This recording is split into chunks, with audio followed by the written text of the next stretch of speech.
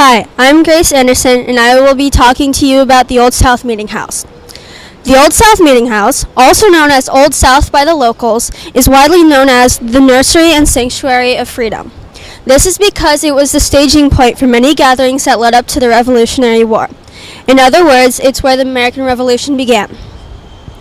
One of the most well-known of these gatherings took place on December 16, 1773.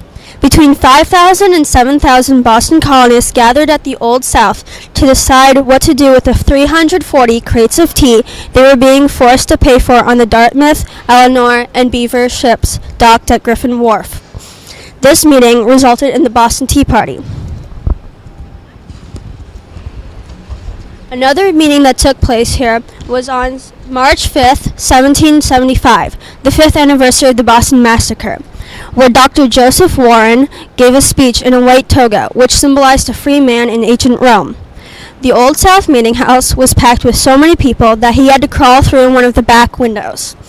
There is a legend that says that a man who was a British ensign came up with a plan to arrest all of Boston's leading patriots that were at that speech. The plan depended on him throwing an egg, causing panic, in which the British soldiers that were present would arrest the leaders. The only problem with the plan was that the British ensign fell and broke his leg, along with the egg, on the way there.